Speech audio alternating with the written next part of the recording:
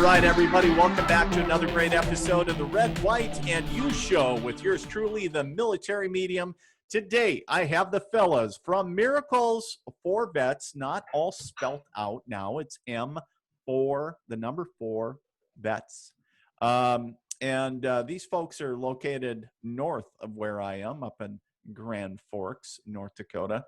I have with, as you guys can see on the screen, or as you will very shortly, I have Seth Foster and I have Dave Landick.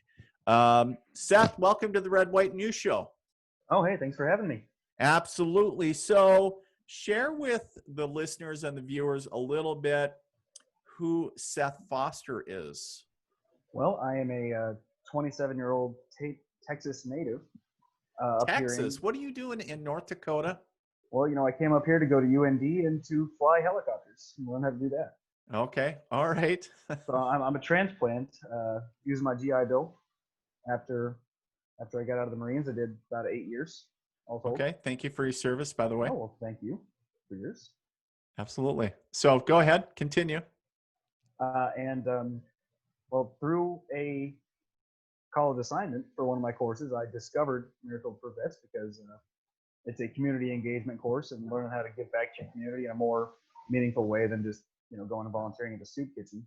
Sure. It was suggested that we go and find organizations that do good work and that you're also interested in. Being a veteran myself, I looked for veterans organizations and charities and found Miracle for Vets and all the cool things they do. So I'm here helping out. Very, very cool. Very cool. So I'm going to go back a little bit before we jump into Miracles for Vets, because I know we're going to get, we're having some challenges with the audio equipment. So, but before we go over to Dave, I just want to ask a little bit. So you talk about you were going to UND for helicopter training or becoming a pilot, and you've since become rated on rotary wing aircraft, correct?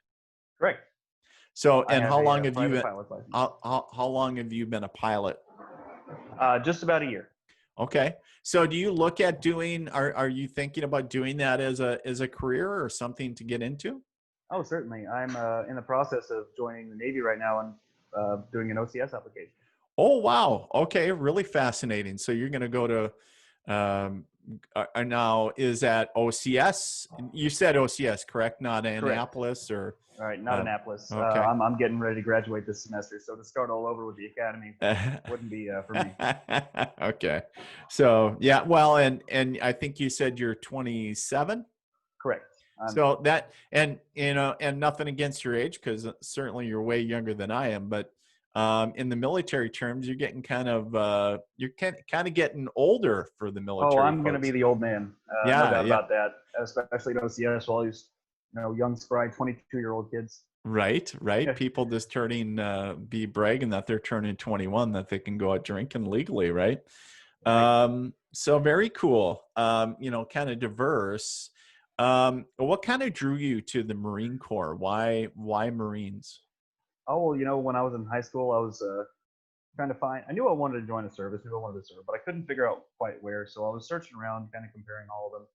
And the Marines just, you know, they have that, this air about them, that mentality. And there was this biggest spirit of corps that you didn't seem to see in the other branches. Okay. And that, and of course, you know, being 18 and having something to prove, I had to go for the hardest one, as they say, as it's advertised. So I did that and had a great time with it. I got stationed in Hawaii right off the bat. Did 4 years there, so that was enjoyable. Nice. And what did you do while you were in the Marine Corps? I was an artilleryman, so I did survey and meteorology for the artillery pieces so that they could fire accurately on target every time. So you were. So is that a fancy word for being a weather guy for the artillery guys? Essentially. So we would do the weather, but also do the survey to make sure they were all pointing the same way, sure, no matter where they were. Sure. Very cool. Very cool. Okay. Well, if you want to do the handoff to Dave, and we'll do his piece.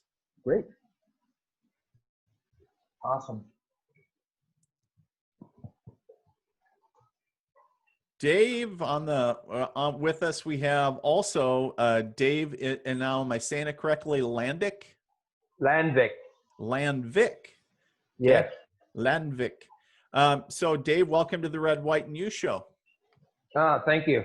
Thanks for having me. Absolutely. So Dave, share with a little bit of listeners who you are and a little bit of your background. Well, in 2014, I came back from California, and my brother nominated me for Miracles for Vets for a van. So I met Larry and Becky and Ace, and they gave me a van, and the van was good and everything else, but the wiring harness was kind of messed up. So Larry took that one back, and then they put me into a truck, and now they upgraded me to a 2009 Rogue, Nissan Rogue. Nice. Yeah. And then after I met Larry, I started working with him for Miracles for Vets because I was looking for a veteran charity to give back to because I'm a Navy veteran. Okay. How many years did you serve in the Navy, Dave? I served 3 years. I was in 1982 to 84, but I was a 1981 delayed entry. So I was in the United States Navy before I went to high school. Okay, very interesting. Well, thank you for your service, by the way. And You're what did you do in the Navy? I was a machinist mate. I worked 57 feet under the ocean level. I propelled the aircraft carrier to and from foreign domestic land, foreign domestic seas, and I put out jet fuel fires at the age of 18 to 24. Okay, very. It's interesting is that a lot of folks that don't serve in the military don't realize is that how much responsibility is entrusted in what I would say is in the young America's sons and daughters, right? At the age of 8, the youngest 18 or 19, Yes. they could be responsible for millions of dollars worth, or even more valuable, somebody's life, right? So, you talk about firefighting and different the propulsion systems and different things that every key element is important to the other, right? Definitely. They schooled me on not touching the wrong valve because I could incinerate the ship from the bottom up with 5,000 men and a complement of 100 officers. Yeah, it's the responsibility is really awesome. So, Dave, what do you do? What is your role in Miracles for Vets? Well, I go and I get donated vehicles. We bring the vehicles here, and then Larry has me detail them out. I also Larry's tool assistant. He asked me to hand him a wrench or half-inch wrench or 3/4 or 3/8 or whatever. I go get it for him. I go get his coffee too and stuff like that. But we detail the cars out for the veterans so they look, real decent when we give them back to them because they come in not all in the best of shape. Right, right. Well, and how long have you been with Miracles for Vets, Dave? Since 2014. Wow. So about 6 years. So Yes. Share with us a little bit one of the cooler stories or moments that you remember in your time with Miracles for Vets. That's when I got my truck. Larry was goofing around and saying, "Oh, someone's going to get that truck. A veteran's going to get that truck." And I didn't have anything at the time. And then Larry looks at me and he says, "You know what?" He says, "We're giving that truck to you." A 1998 GMC pickup. Now my friend Don, who's a Army and Air Force vet, he's got it, and he's Okay. paying the bank on the loan that I had taken out on the truck. And I drive that 2009 Nissan Rogue. Larry upgraded me. It was a donation, and he gave it to me on my birthday, which was real Nice. special. Nice, Yeah. nice. Very cool. Very cool. That is a very, very, just kind of really symbolic of what Miracles for Vets does, right? Yes. kind of giving back to veterans all the time. So now if you could switch headphones back to Seth, we'll chat with him Okay, for a we'll little do. bit. Yep, you can stay right there, but we'll just switch the headphones. Got it. All right, now we're back to Seth. Now, Sure. Seth, we were talking about your background a little bit, but and we chatted with Dave a little bit, but I want to focus back on you. What is your role? Because you're kind of the new face in Miracles for Vets. What is your role with Miracles for Vets? Yeah, I certainly am the newest face around here. Generally, what I do is whatever I'm asked. I do. I'm on the younger side of the people here, so I tend to get tasked with the technological things. Sure. Uh, I am assistant in running the Facebook. I can't take all the credit. So, but I've been made administrator for that. I'll type things. I've done some detail work. I try to advertise as best I can, raise awareness of the organization. Sure. And then when I have the free time and the availability, I do come in and I help work on whatever's going on and what's needed. Okay. Do you have a mechanical background or? Oh, none whatsoever. Okay, but with some helpful guidance and everything else, has helped turn a wrench or two? Oh yeah, I mean you can train a monkey to do anything. Right, right. I love it. I love it. So, so share with us a little bit. Since you are the new guy, we're going to pick on you. For the viewers and listeners, Miracles for Vets. Actually, Larry's had to run to appointment, but he is the founder of Miracles for Vets. But Larry was on the radio show back last summer, and then he was back a few other times throughout. And so we featured Miracles for Vets on the radio show several times. But first time obviously for the podcast, and I know firsthand, what great work that the guys are doing up there, and and not only and the community that the organization is building. But Seth, if you could boil down in a sense, in your words, what is the mission and what is Miracles for Vets, and what have you seen it do for other folks? Well, at the very most basic, Miracles for Vets is an organization that isn't so stringent on who it'll help. A lot of veterans organizations, you have to have some kind of pre-existing qualifier. You have to be VA disabled. You have to be a combat. You have to be a veteran of some certain war. However, Miracles for Vets helps veterans without any of those stipulations. Those obviously in the most need get the help soonest, but Larry and everyone else here is just interested in helping other veterans with what they need, be it vehicles, vehicle repairs, job placement, or even just kind of motorsports therapy. Get out and ride around and forget about whatever is ailing you for a little bit. Right. Anything like that. And that's one of the reasons that I was drawn to Miracles for Vets. Mm. What do you, and how long have you been with Miracles for Vets? Not super long, maybe a month or two. Okay. Now, in your short time already with them, what are maybe some cooler stories or some cooler things that you have witnessed or been part of what your time there? Just giving these vehicles to people, it's just really cool to see. And then just the help of the community.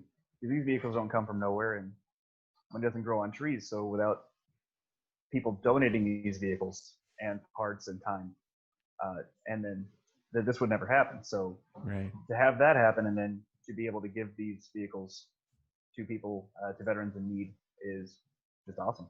Right. Well, one of the things I was just reading off the website here, it says for the mission statement, right, to fill the gap between what others cannot provide for veterans with difficult situations. And our goal is to help provide special services and programs everywhere with the help provided by our supporters. including veterans as well. And, you know, and I know Larry, and between cards for gas and parts, and just if it's a simple tune-up, right? Somebody pulls into the shop and they need a tune-up, or if they have a flat tire, it is in end state supporting veterans. Now, one of the things I got to ask though, Seth, obviously you got out of the Marine Corps, correct? You had to get out. So when you got out, you're a young guy yet, so you've gotten out of the Marine Corps. Do you feel that you have lost a sense of identity when you did that, as far as not quite being able to relate to everybody else, and you have all this military experience behind you, and now all of a sudden you're out after 8 years? You know, certainly, and it was the worst when I left the active duty side. Yeah. I left active duty in 2014 and moved back to this rural small town Texas, right there in the Bible Belt. Mm-hmm. And having been a Marine for the entirety of my adult life at that point, I did not know how to connect with the people in that area. Then when I started going to a small private college a couple towns over, it was even worse because I didn't know how to connect with 18 to 20-year-olds, even worse than I didn't know how to connect with the older generation who was living in my hometown. So that was definitely a factor. Have you found anything different? Now, obviously, you're in North Dakota. You're in Grand Forks, another small town, really. But have you found something? Have you found a sense of, I don't want to say identity, but have you found a sense of brotherhood, in a sense, with Miracles for Vets? Oh, certainly. You know, everybody has that one common denominator, no matter how different you are here. And that's really great. One thing that I think a lot of veterans miss when getting out is the sense of belonging, as you were just saying. And so to have a group here that everyone has at least that one thing in common to connect with, that's great. Right. Well, you know, what was interesting is, I believe it was a year or two ago, I had the honor of doing a fundraiser dinner up there for Miracles for Vets in Grand Forks, and the sense of community that came around. You know, I just got to bear witness of all the great folks that came out, and in the camaraderie, you know, in the network of veterans that came out was just a testament to what's been occurring for several years. You know, it just doesn't happen overnight. So that's really cool to see. And, you know, and I just wanted to tie that in because so many veterans, right, separate from military service. And you talk about, you know, I think you summarized as saying, what was it, motor therapy, right? And saying, Yeah. you know, you might not be a mechanic, but it might be standing around BSing with a bunch of other guys, or you might be maybe you are, you know, a mechanical, and so you're turning wrenches, or it's just a platform really for a sense of coming together, right? And doesn't really matter if it's vehicles or if it's something else. And I know that there's other events too that Miracles for Vets does as well, right? Like cookouts and Right. Yeah. I think they were doing also like some. I think last year was some Thanksgiving Day meals and other things. So where it's kind of doing everything. So yeah, so really interesting. Oh, go ahead. You were. Oh, I was actually about to say, you know, I'd be remiss if I didn't mention. You asked kind of what brought me to Miracles for Vets here, and I almost forgot about one of the more important factors of it. I actually ended up renting through happenstance the apartment and attached garage where Miracles for Vets started. Okay.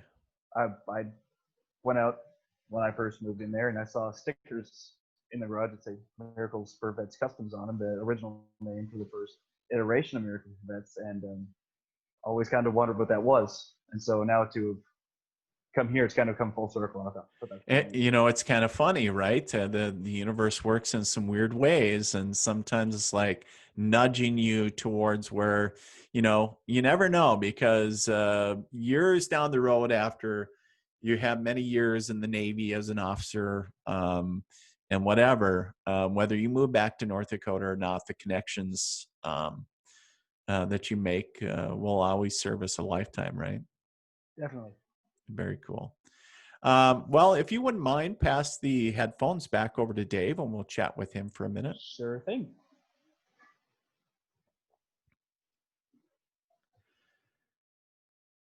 Dave, welcome back. We got you on the line. All right, here I am. Yeah, there you are again. So, so a little bit, I wanted to switch back to you because you have been there with Larry for many years, with kind of been his right hand guy, and dare I say, kind of from the beginning, right? Well, Yeah, pretty from the close. beginning. Yeah. Yeah. And so share with us, I was talking with Seth and we were mentioning it because I know, there Larry has done, and you guys as well, is that the organization has done Thanksgiving Day meals. You guys have done charity dinner fundraisers. Take us through some of the highlights and some of the different events that you guys have done. Well, we had Thanksgiving here, and we had a bunch of people, and we had songs and laughter, and a lot of food, and a lot of veterans came over and meeting new people and meeting new veterans, and it was pretty awesome. And then we did a pizza ranch fundraiser, and we raised money, and they actually gave us more money because of what we did for them. Nice. We brought them a lot of publicity and everything else, and people come in, eat just to see what Miracles for Vets was all about. And then they just made me a director. So now I'm a Nice. Well, director. congratulations. Thank you. And what does a director all entail? Well, I'm a director of operations, so detailing cars, security, um, looking out for other veterans, and going on hunts to get donated vehicles with Larry, Okay. and meeting other veterans and telling them about the organization and Right. everything else. Right. Okay. Very cool. Very cool. A lot of stuff I know is still one of the things that I always liked about, and I shared this with Larry when we did our first interview on the radio, is before I even reached out to him to be on the radio, I think I had followed what he was doing for about a year, 6 months to a year prior. And one of the things that really struck me, or I loved, was everything was, whether you agree with it or not, it was very raw and real, right? There's nothing Right. rehearsed. It's just what it is. Right. And Real so, people. yeah, just real people doing real things. And that's the piece that I loved. And I was like, these are the guys that are down in the trenches, the real deals, trying to make a difference in some way. And I was like, and here they are. They're they should be getting more publicity than they are. I know that you've gotten some pretty cool magazine spreads in the past year. Been what was it? I'm just Motor Age magazine Yep. this year featured you guys, which was really cool. Some other stuff as far as carstickers.com. You guys, you're slowly kind of getting there. And so the thing that I would share is that, if somebody wants to,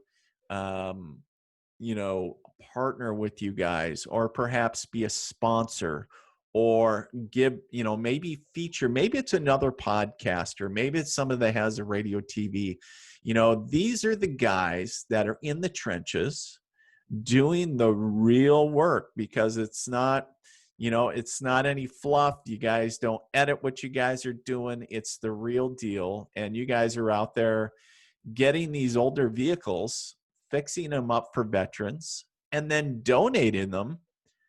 And it all comes out through, and I know that in the beginning, Larry was funding a lot of this out of his own pocket. But a lot of it also comes from He still is. okay. Yeah, he And still is. and perhaps there is a sponsor out there that'd be like, maybe we need to talk to them about sponsorship. Maybe it's somebody that needs, in their heart of hearts, like kind of that Drew Sethin and or other folks, and saying, you know what, this is really tugging at my heartstrings, and veterans are always at the baseline of what I love and do, and saying, and their families, obviously, we don't want to forget about them, and saying, you know what, I want to do something to give back, and this is a great organization that is doing great things, and one vehicle at a time, one individual at a time. It's not just vehicles. I know that you guys helped with reemployment. I know that that the organization helped with meals. I know housing. I mean, anything. If a veteran was in need, the organization helped, right? Yes, that's it. We had a veteran, Vietnam veteran, 84 years of age. We gave him a 1999 Grand Prix, and we brought it Yes. over to Mayville for him, and he couldn't believe it. Wow. We Very thought he cool. was going to cry, Oh, but he wow. didn't. Wow. And another veteran bought all his parts and everything else like that Very for the cool. car. So he got a good running car, and they're going to do his exhaust and everything else. Wow. So Very cool. now he can get from point A to point B. And get to those VA appointments or whatever, groceries, Yes. whatever you need to do, right? Yes. So let me also ask you, Dave, is that, since most of what you guys do centers around vehicles, take me through, because it seems like you have a pretty good command of or memory of what are some of more memorable, other than your vehicle that you shared, but what are some of the more memorable vehicle rehabs or rebuilds that you guys did? We did one for Jim Lucky. We had a guy named Scott here. We lifted up the vehicle and we dropped the engine from the top to the bottom, and we exchanged engines, and he did it all with jacks. And Larry and I both helped him. Wow. Yeah. And we paid it forward and everything else and gave it back to Jim Lucky. And Jim Lucky gave Larry some money for donation and everything else like that, which was pretty cool. But Larry don't want to do anything like that again because it was, tiresome. And we didn't know how to get the engine out. And we finally found out we got to drop it from the bottom. Oh, wow. Yeah, I did it all And with jacks. and do you guys have a lift now? Is there any lift in the facility? No, we need a lift. Okay. Yeah. Okay.